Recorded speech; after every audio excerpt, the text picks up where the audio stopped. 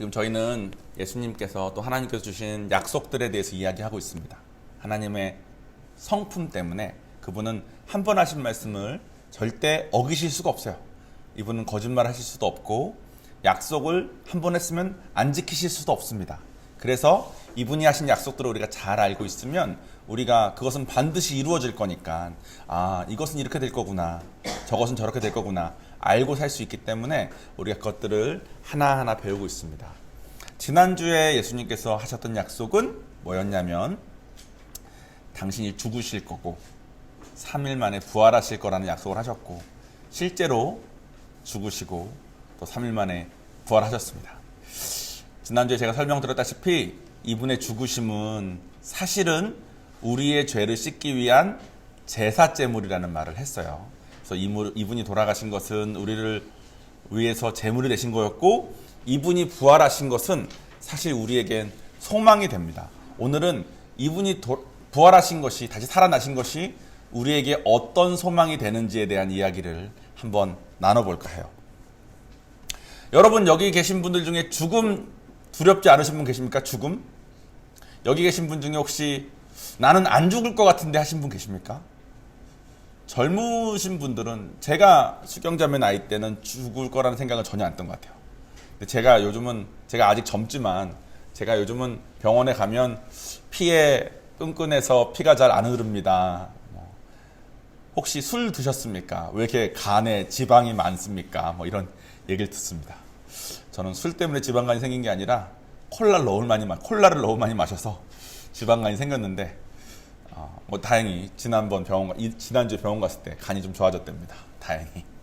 근데 어쨌든 저도 이제 몸이 하나하나 아프구나. 나는 평생 건강할 줄 알았는데, 평생 젊을 줄 알았는데 이렇게 생각하고 살았는데 저도 이제 몸이 하나하나 조금씩 문제 생기나 봐요. 우리 중에 죽음을 두려워하지 않을 사람이 아무도 없습니다. 재벌도 정말 노벨상을 받을 만큼의 뛰어난 사람도 죽음은 못 벗어나요. 그래서 지금도 장례식장에 가면 누구나 고개를 숙입니다. 죽음은 두려우니까. 근데 그것이 예수님 오시기 전에도 마찬가지였어요. 그때의 사람들도 죽으면 어떻게 될지 너무 궁금하고 또 무섭고 하니까 모두 다 죽음을 두려워했습니다. 근데 그때 예수님께서 살아계실 때 우리가 다시 살 것이라는 것을 약속하셨어요. 그것이 오늘 본문에 나옵니다. 요한복음 5장 29절 말씀을 장로님께서 읽어봐 주시겠습니다. 주보 안쪽에 본문이 있습니다. 선한 일을 행한 자는 생명의 부활로, 악한 일을 행한 자는 심판의 부활로 나오리라. 아멘. 죽으면 어떻게 될지 몰랐는데, 죽으면 끝인 줄 알았는데 생명의 부활로 혹은 심판의 부활로 우리가 다시 산다고 약속을 하신 거예요. 그리고 설마 다시 살겠어? 죽으면 다시 사는 사람 한 번도 못 봤는데? 했는데 예수님께서 지난주에 약속하신 대로 돌아가신 다음에 다시 사신 것을 보여주신 겁니다. 그러니까 이분이 말한 게 진짜였구나. 그 말은 우리도 죽으면 다시 살겠구나. 근데 문제가 있어요. 선한 일을 행하면 생명으로 다시 살고 악한 일을 행하면 심판으로 다시 삽니다. 그래서 오늘 우리가 악한 일이 뭔지 선한 일이 뭔지 조금 생각해 봐야 됩니다. 여러분, 악한 일은 뭘까요? 악한 일. 물건을 훔치면 악한 일일까요? 아니요. 악하죠. 물건 훔치면 악한 일이에요. 물건 훔치면 그 물건 가지고 있던 주인이 신고하면 경찰서에 가야 될 수도 있습니다. 만약에 사람을 다치게 하면 경찰서 가야죠. 잘못했으니까. 그렇게 세상에선 법이 있습니다. 세상 법. 법을 어기면 잘못한 거예요. 법을 어기면 악한 일일 겁니다. 그죠? 여러분 여기서 혹시 법을 어겨서 감옥에 갔다 오신 분이 계실 수도 있어요. 근데 손 들지 마십시오. 괜히 알면 서로 조금 이렇게 어색해질 수도 있고 무서울 수도 있으니까. 그런데 이런 분도 계십니다. 나는 법 없이도 살 사람이야. 여러분 중에 법 없이도 살 사람이라고 생각하시는 분 혹시 계십니까? 아마 많이 계실 거예요. 제가 여기 알고 계신 분들 보면 다 너무 착해. 법을 어겼을 것 같지 않아요. 그러니까 어쩌면 여기 계신 분 중에 아무도 법을 어긴 적은 없어가지고 교도소를 가거나 유치장에 들어간 적은 없으신 분들도 많을 겁니다. 그 말은 우리가 착하게 잘 사니까. 근데 법 없이도 살 사람도 양심에 찔리는 일은 가끔 합니다. 여러분 양심에 찔리는 일을 해보신 적 있습니까? 예를 들면 이런 겁니다. 물건을 샀는데 계산을 하는데 내 잘못이 아니야. 그 점원이 잘못으로 뭐 하나 잘못 찍었어. 혹은 점원이 잘못으로 이거 값이 3,000원인데 찍었는데 1,000원이 나왔어.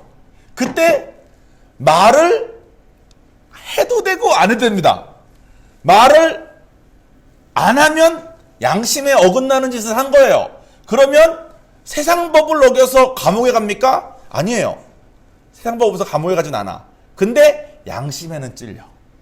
그거는 악한 일일까요? 악한 일이 아닐까요? 양심에 찔리는 일을 하는 것도 악한 일이겠죠. 악한 일이니까 자기 마음에 찔리는 거 아니겠습니까? 이게 찔린다는 것은 이게 안 좋은다는 걸 아는 거예요. 그러니까 법 없이도 살 사람도 양심에 찔리는 일을 할 수도 있습니다. 그러면 아마 악한 일을 한 걸 거예요. 그런데 나는 법 없이도 살고 태어나서 한 번도 양심에 찔리는 일도 해본 적이 없다. 이러신 분들도 가끔 있어요. 특히 여자분들, 젊으신 분들 중에서는 저는 겁이 너무 많아서 양심에 찔리는 일은 한 번도 못했어요. 무서워서 못했어요. 이런 분들이 가끔 있어요. 인카운터 이렇게 하다 보면 가끔 그런 분들 만납니다. 그런데 그런 분들도 한 가지 벗어날 수 없는 게 있는 게 그게 뭐냐면 우리가 선한 일을 해서 생명의 부활을 하면 천국에서 영원히 사는 거고 악한 일을 해서 심판의 부활을 하면 지옥에서 영원히 사는 거예요. 그러니까 우리가 천국에 갈지 말지를 얘기하는 건데 천국에 갈지 말지는 사실 세상의 법도 아니고 우리의 양심에 따른 것도 아니고 천국법에 따라서 심판받을 겁니다. 천국법이 뭔지 예수님이 가르쳐 주셨어요. 뭐라 가르쳐 주셨냐면 너네들이 행동으로는 아무것도 안 해도 너네가 마음으로 한 것까지 사실은 죄란다. 왜냐하면 하나님은 너희들의 마음을 본단다. 이렇게 말씀하셨어요. 그래서 예를 들어서 뭐라 그러셨냐면 이러셨어요. 너희 중에 누구를 미워만 해도 사실은 살인죄랑 똑같단다. 왜냐하면 너희 마음으로는 그 사람이 없어졌으면 좋겠다까지 생각을 했으니까.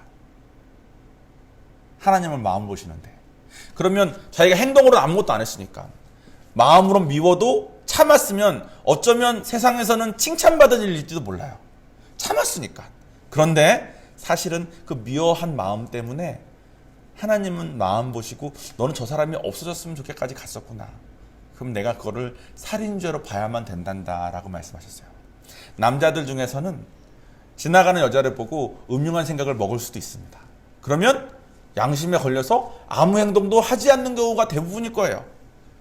아무 행동도 하지 않아도 하나님은 마음 보시니까 하나님 보시기에는 그 남자가 마음으로는 저 여자를 어떻게든 음탕한 짓을 하건 뭘 하건 하고 싶은 마음까지 갔었기 때문에 음흉한 마음을 먹은 것이 곧 강간한 것과 똑같다고 보신다고 했습니다. 이렇게 생각하면 우리 중에 아마 악한 일을 안 한 사람은 없을 거예요. 악한 일은 세상의 법 혹은 양심 혹은 천국법 다 따져봤을 때 하나도 걸리는 게 없는 사람이어야지만 될 겁니다. 즉 여기 있는 우리 모두는 악한 일을 행했기 때문에 반드시 심판의 부활, 지옥에 가야 되는 사람이에요. 우리 중에 좀 더 악하고 덜 약하건 있을지 모르겠지만 그 누구도 하나님의 기준에는 닿을 수가 없습니다. 그러면 선한 일은 뭘까요? 우리 중에 악한 일을 안 한 사람이 아무도 없는데 선한 일을 한 사람만 생명의 부활을 받는데 그 천국에 산대. 그럼 선한 일은 뭘까요? 내가 누구를 도와줬어. 선한 일이겠죠. 근데 그 선한 일이 내가 누구를 미워했어. 했더니 악한 일을 없애지 못해요. 그래서 세상에서 종교들은 어떻게 생각하냐면 선한 일을 더 많이 했냐? 악한 일을 더 많이 했냐? 이걸로 우리의 삶이 아마 나중에 죽었을 때 결정되지 않을까 이런 생각을 많이 합니다. 그런데 이 온 우주를 창조하신 하나님께서 뭐라고 말씀하셨냐면 너희에게 있는 선한 일은 뭐냐면 너희의 죄를 대신해서 제물이 된 예수님을 믿는 거란다. 예수님이 너희의 죄를 대신해서 제물돼서 돌아가셨다는 것을 믿는 것, 그것이 선한 것이란다. 그러면 여기 앉아있는 우리 중에서 악한 일을 안 한 사람은 아무도 없는데 우리 중에 그 누구라도 나는 비록 악한 일을 한 죄인이지만 나는 악한 일을 해서 지옥 가야 되는 사람이지만 내 죄를 대신해서 돌아가신 예수님을 믿는 것, 그거는 선한 일이니까 그 선한 일을 행한 사람은 아마 우리가 천국에서 같이 만날 거다, 그 말입니다. 우리가 악한 자건 선한 자건 누구나 죽은 다음에 결국은 다 부활을 할 겁니다. 다음 주에 언제 부활하고 악한 자의 부활은 뭐고 선한 자의 부활은 언제고 뭐고 또 얘기할 거예요. 그런데 오늘 우리가 얘기할 것은 우리 중에 부활하지 않을 사람은 아무도 없어. 악한 일을 행한 사람도 죽으면 끝! 아니에요. 악한 자를 행한 자는 죽으면 나중에 부활해서 자기가 행한 악한 일에 대한 대가를 치러야 됩니다. 지옥에서. 그런데 우리에게 할 수 있는 선한 일 한 가지가 있다는 거예요. 이 선한 일 한 가지가 우리의 그동안 모든 악한 일들을 없던 걸로 해줄 수 있다는 말씀을 오늘 하신 겁니다. 그러면 여러분, 우리가 무슨 생각을 하고 살아야 되겠습니까? 우리는 사실 악한 일을 행해서 교도소에 들어가 있는 혹은 살인죄를 저지른 자랑 다를 게 없는 하나님 입장에서는 악한 일을 행한 자인데 우리가 한 선한 일이라곤 예수 믿은 거 하나밖에 없는데 우리는 어떤 마음으로 살아야 되겠습니까? 이것을 잘 이해하고 싶어서 제가 어떤 예를 들어야 될까? 우리가 어떤 마음으로 살아야 되는지 어떤 예를 들어야 될까 하고 있었는데 하나님께서 지난주에 요한이에게 조금 안타까운 일을 허락하셨어요. 제가 그 일을 통해서 이거구나 깨달은 것이 있습니다. 그게 뭐냐면 요한이가 학교를 마치고 놀이터에서 잘 놀아요. 놀이터에서 노는데 요한이는 아직 핸드폰이 없습니다. 핸드폰이 없으니까 핸드폰을 가지고 있는 친구들이 오락하고 이런 것을 이렇게 구경하는데 핸드폰을 가지고 있는 친구가 오락 구경하고 있는 요한이가 좀 불편했나 봐요. 요한이가 뭐 보면 이렇게 되게 엄청 기대서 이렇게 보거든요. 저희도 하다가 요한아 좀 옆으로 갈래? 뭐였어요? 영화였는데. 영화 보고 있었어요, 친구가? 친구가 영화 보고 있었나 봐요. 저는 오락이라 생각했는데. 친구가 영화 보고 있는 거 옆에서 보고 있는데 친구가 자꾸 기대니까 요한이가 에이 가! 이렇게 했나 봐요. 근데 하필이면 어떻게 했어요? 그렇게 했다고 말하지 않았어요? 스스로 밀었는데. 그러니까 가! 이렇게 스스로 밀었어요, 요한이를. 그러니까 요한이가 넘어졌는데 넘어질 때 조금 잘못 넘어져가지고 아마 이렇게 의자에 앉아 있었죠? 잘못 말하면 자꾸 아니라 그러니까 제가 알고 있는 거가 틀릴 수도 있는데 정정해줘도 괜찮습니다. 의자에서 넘어졌는데 넘어질 때 이 등을 의자 한쪽 모서리에 이렇게 끄끄 긁히면서 넘어졌나 봐요. 그래서 애가 아파가지고 그 자리에서 울지는 않았대요. 집에 와서 뭐 엄마 아빠 나 아팠어 하고 이렇게 등을 보여주는데 갈비뼈 모양대로 멍이 하나 둘 셋 넷 다섯 멍이 쭉 든 거예요. 그러니까 꽤 세게 넘어졌고 넘어지면서 어깨가 등이 긁어져가지고 혹시 그 세기로 넘어졌을 때 긁혀지지 않고 바로 땅으로 넘어졌으면 머리라도 다쳤으면 어떡해요.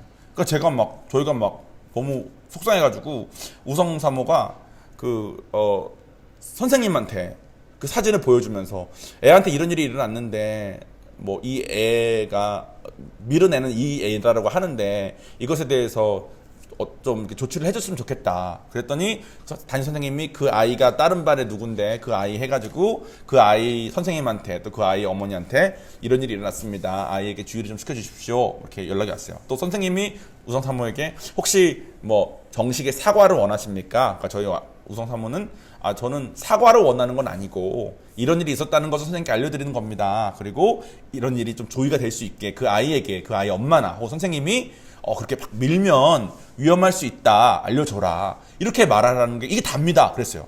근데 그 아이의 어머니가 놀이터에 나가서 혹시 박유한이라는 애 박유한이라는 애 아는 다른 애가 걔 동일 태권도 다녀요. 그래서 그 어머니가 태권도장 가서 태권도장 사범에게 요한이 연락처를 달라. 요한이 연락처를 받아서 저희 우성 사모에게 직접 연락이 온 거예요. 근데 연락이 왔는데 뭐라고 왔냐면, 많이 놀라셨죠? 근데 저희가 파스라도 드릴까요? 아이가 밀긴 밀었다는데 요한이가 핸드폰이 없나 봐요. 핸드폰이 없어서 옆에서 구경하는 게 싫었었다 그러더라고요. 그래서 좀 저리 가라고 했었던 것 같은데 애가 많이 다쳤으니까 원하시면 파스를 갖다 드릴 테니까 아파트 동호수를 알려주세요. 이렇게 연락이 온 거예요. 저희 사모는 아주 오시지 않아도 되고 저희가 잘 치료했습니다. 괜찮습니다 하고 딱 이렇게 문자를 적은 다음에 우성 사모가 되게 마음을 상해하는 거예요. 그래서 왜 그러냐 그러니까, 아니 이거는 사과가 아니다. 이거는 미안하다는 게 아니라 그냥 자기 변명하는 거다. 자기 아들 변명하는 거다. 우리 아들이 이래서 이랬어요. 저래서 저랬어요. 그리고 내가 할 바를 하겠다. 이 말 하는 거다. 파스라도 갖다 줄까. 근데 우리가 원하는 거는 사실 이런 것도 저런 것도 아니었고 그냥 아이가 앞으로 안 해줬겠다는 거 전부였는데, 혹은 연락을 하신다면 미안하다고 사과했만 전하면 되는데 이렇게 하는 게 좀 속상하다. 근데 저희 우성 사모는 청소년 상담하고 이런 가정 상담 하시던 분이니까, 사실 가해자와 피해자가 있을 때 어떤 아이가 어떤 애를 뭐 때렸거나 혹은 어떤 집안에서 이 집안에 안 좋은 일을 했거나 가해자 피해자 생겼을 때 피해자는 일관적으로 하는 말이 가해자가 사과할 마음이 없다라는 말을 하고, 가해자는 항상 하는 말이 일괄적으로 하는 말이 피해자가 돈 뜯어내려고 내 사과를 안 받아준다. 난 사과했는데 이 말을 한다는 거예요. 그 일이 이번에 우리 집에도 일어났다는 거죠. 뭐냐면 실제로 가해를 한 애가 혹은 가해한 애의 엄마가 미안하진 않아. 그냥 이 일이 일어난 게 싫어. 그래서 내 할 바를 잘 할 테니 넘어가자. 이 얘기를 하고 있고, 피해를 받은 사람은 진심 어린 사과를 원하는데 전하는 메시지가 사과는 없으니까 너무 속상하다는 거예요. 그래서 가해자는 사과를 안 받아주고 돈 더 달라고 하는 거라고 생각하고, 피해자는 이 사람은 사과할 마음이 없으니까 나는 합의해 줄 마음이 없다고 자꾸 말을 하고, 그 사례를 항상 봤다는 거예요. 그게 우리 집에서 일어났다는 겁니다. 근데 여러분, 우리 중에서도 하나님한테 그런 비슷한 태도 가지고 있는 사람 많은 거 아십니까? 우리 다 악한 사람이에요.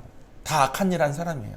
그래서 우리 다 사실 심판의 부활을 해서 지옥 가야 되는 사람들인데, 하나님한테 그냥 우리가 가져야 되는 태도는 하나인 것 같아. 하나님, 나는 악해가지고 지옥 가야 되는데 예수 믿었다는 그거 하나 때문에 이거 다 없던 걸로 해준다니까 진짜 감사해요. 그리고 나 때문에 그걸로 해서 죽으셨어야 됐다면서요. 죽어서 재물이 됐어야 됐다면서요. 너무 미안해요. 이게 다인 것 같아. 정말 감사하고 정말 미안하면 감사한 사람처럼, 미안한 사람처럼 살게 되겠죠. 근데 그거 없이 우리가 선한 일 해서 나 천국 갈 수 있어? 근데 하나님, 저는 살인까지는 안 했으니까 괜찮죠. 혹은 근데 하나님, 저는 맨날 교회 열심히 나오니까 괜찮죠. 하나님, 저는 기도 열심히 하니까 괜찮죠. 저는 봉사 열심히 하니까, 저는 헌금 열심히 하니까, 저는 전도 열심히 하니까 괜찮죠. 마치 그 요한이 그 친구의 어머니처럼 제가 파스 갖다 주면 괜찮겠죠. 그거 하고 있어요. 너무 안타깝지 않습니까? 하나님께서 원하시는 것은 우리의 마음인데, 그래서 우리와의 관계를 원하시는데, 근데 하나님한테 우리는, 하나님 제가 이거 했으니까 괜찮죠. 저거 했으니까 괜찮죠. 나는 이런 악한 일은 안 했으니까 좀 괜찮죠. 이런 마음으로 살아가는 것 같아요. 여러분에게 좀 더 현실적으로 와닿는 예를 하나 더 드리자면, 요즘 경제가 되게 어려워지고 있습니다. 그래서 우리나라에 대출을 받은 사람이 되게 많대요. 그 대출을 받는 사람들의 평균 대출액은 3억 정도랍니다. 그러니까 3억 정도는 빌려야 될 때 은행에서 빌리는 거예요. 그 이하 금액은 어떻게든 해결을 하려고 하는데 3억 이상일 때는 보통 빌리는데 3억 정도면 뭐 전세가 해결되건 집 살 때 뭐 해결되건 뭐 사업할 때 해결되건 3억을 보통 대출을 받는데요. 그리고 대출을 받을 때 당시에 금리는 뭐 1% 미만, 뭐 1%좀 이상, 뭐 많아야 2%, 뭐 이 정도로 해서 했답니다. 그래서 그 정도면 매달 내야 되는 돈이 몇십만 원 안 되니까 많이들 빌렸대요. 근데 지금 변동금리라서 6%까지 올랐대요. 그리고 매달 평균 내는 3억일 때 내야 되는 돈이 150만 원이래요. 이자만. 거기에 원금도 같이 낸다. 혹은 3억보다 더 빌렸다. 그럼 매달 내야 되는 지금 이자가 어마무시합니다. 근데 이게 8%까지 오를지도 모른대요. 그러면 마음이 어떻겠습니까? 그래서 당장 급하게 집이라도 내놓고 싶은데 집은 팔리지도 않고, 혹은 당장 열심히 일해가지고 벌은 돈으로 갚고 싶은데 장사는 되지도 않고, 이런 어려움 가운데 있는 사람들이 진짜 많대요. 그런데 만약에 어떤 사람이 날 알지도 못하는 사람인데 연락이 와가지고 제가 탕감해 드리겠습니다. 돈 대신 갚아 드릴게요. 얼마 빚지셨죠? 제가 여기 몇 억, 여기 몇 억, 여기 몇 억 이렇게 해서 총액 뭐 얼마입니다. 예, 제가 대신 갚아 드릴게요. 그래서 대신 갚아줘가지고 더 이상은 갚지 않아도 되는 상황이 됐다고 칩시다. 여러분 중에 빚 갚는 것 때문에 고생을 안 해보신 분은 잘 모르실 겁니다. 저가 아는 분 한 분은 빚을 갚기 위해서 몇십 년 동안 고생하시다가 그걸 다 갚은 날에 펑펑 우셨대요. 이게 자식한테는 안 갈 수 있어서. 그래서 다시는 빚을 짓지 않겠다고 이런 마음 하시는 분을 제가 몇 분이나 뵀습니다. 빚을 갚는 괴로움이 너무 커서 그런 거죠. 맛있는 거 먹을 때도 미안한 죄스러운 마음이 들어서 못 먹고 함부로 갚아야 되니까. 근데 그걸 누군가 다 탕감해줬다 생각해 봅시다. 그러면 얼마나 감사하겠습니까?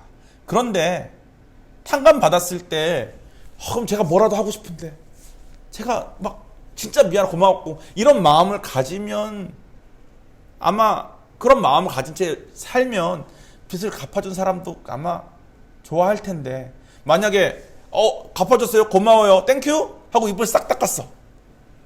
그리고 만약에 뭐 빚 갚아줬으니까 제가 뭐 앞으로 뭐 이렇게 살게요, 그냥 내가 이렇게 살게요, 이렇게 살면 되는 거죠. 이런 마음이면 갚아준 사람 마음이 어떻겠습니까? 우리 그렇게 살면 안 되지 않겠습니까? 아까 제가 말한 그 양심에 걸리지 않겠습니까? 그죠? 그런데 우리가 하나님하고 그렇게 사는 것 같아요.